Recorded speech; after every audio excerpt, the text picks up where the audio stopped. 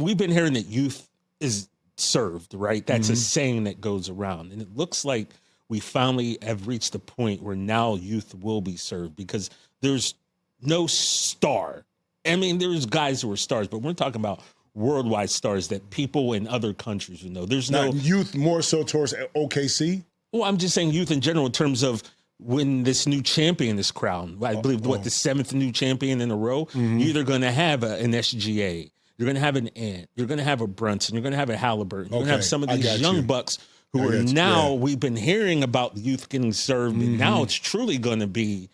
True. This youth movement is really happening right now. And, I think it's like this is the new guard. The old guard, the Steph, the LeBron, the KD, Tyrese, all of those.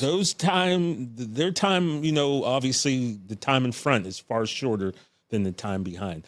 This is the new era, and these are the new stars. And one of these guys is going to grab this mantle of, superstar. And I think that's what's kind of exciting because we don't really know who's going to win this championship. You don't. We don't know which player is going to step up and say, I'm him. And I think that's the beauty of this right now with these four teams is I don't know what's going to happen, but as a basketball fan, taking my individual fandom away, I'm excited, man. I feel like the game is going to be in good hands with some of these players. And, this whole debate about who's the new face of the league, it could very well come from one of these four teams, a player who steps up.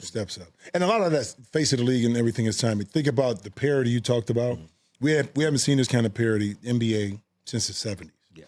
When you have multiple teams win championships. And that's something that the NBA was striving for. The NFL has had it. Yeah. Parity-wise. It's extremely difficult to do what Kansas City has been doing, had done before by winning back-to-back. And this is how hard it was to try to win 3 in a row. I mean, it's just football is a different animal. Tough. And NBA, the way I think the salary cap structure and the CBA and the second apron is built now, it's going to be extremely difficult to want to pay 2 max players, super max players. You have to figure out how to thin out that, build your roster differently, and you're going to have more parity across the board. If you look at the teams, the way they're being built and constructed right now, you can't really say that any of these 4 teams, maybe outside of OKC, are going to be dominant for the next 5 years because OKC is going to have to make some decisions on what they do with their roster because they can't pay everybody. But what they all those draft picks to replenish.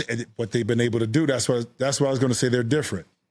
A Casey Wallace could easily step in, not easy, but if a Lou Dort moves on, okay, because they developed him and they got draft picks to go get somebody else young. So they sit in a unique position, unlike a lot of other teams because of their draft assets, and they have replaceable parts if someone would leave. Now, SGA, that's a whole different story. Yeah. Holmgren is a little different story. But the other parts you could replace and still be competitive. What about Jalen Williams? He doesn't seem like a replaceable. Yeah, you can replace him. Okay. He doesn't seem like it, but Jalen, depending on salary structure come down the line, everybody's not going to be paid. I know Lou Dort is paid already. SGA is paid. He got the pay check. Okay. Hartenstein's contract at $50 million, I think it is pretty reasonable in today's world. But those younger guys, you have to figure it out. They don't want to go into Sam Presti to the second apron. They don't want to do that. They got assets. So parity is great for the league. I think one of the challenges is you need a bad guy. You need a team you got to root against. Yeah. That's the way the NBA has been. Yeah. Whether it's been the Celtics, whether it's been the Lakers, whether it's been the Heat, whether it's been Golden State, whether, those times, I can't say Philly has been a hated team, but they kind of been in that situation in the late 70s, 80s, because of Dr. J and even George McGinnis before that.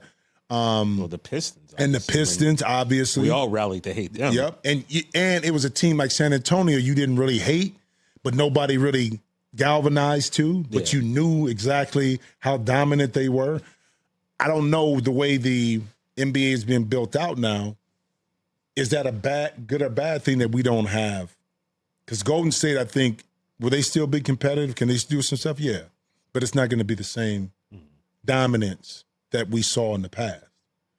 So do we before we get off this show, do we need that team that we love to hate? Well, I mean, look. And could the Knicks be that team? It could be. But look, in order to have a hero, right, you need a foil.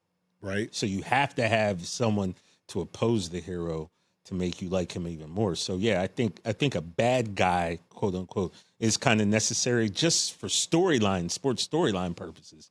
But I don't see him within these 4 teams yet. Not yet. I think New York may be the closest to that in these. New York or Ant. But see, Ant's so likable to me. That's the problem. I think his personality is so good. Yeah. But he speaks his mind, right? Mm-hmm. Like Charles Barkley. Just speaks your mind. You ask me, I'm gonna tell you. I mean, the man went up to President Obama and was like, I'm him. I'm him. Like, so, but then some people that brashness turns them off. Well, you know how that goes. But that's what I was saying as far as, when people are confident in themselves, it makes other people uncomfortable. Mm-hmm. But that's why I say I think Ant could be the guy that kind of is really right there, because either you like him or you don't. I don't see how you don't. I love Ant. Yeah, I just don't think people see him as the villain. I think, he's got the commercials going on now, and I think the kids dig him. I don't think in him is like the villain part. Right, yeah. You know what I mean? Like some people embody the villain. Like Draymond. His personality and the way he is, he's too likable to be a villain. You know what I mean? And you mean Ant, not Draymond. I'm talking about Ant. Ant is too likable as a person. You know, because he's so brash, he's so honest, he's so authentic. He wants really the involvement of his teammates, even though he understands he's the best. So it's hard not to like that dude, man.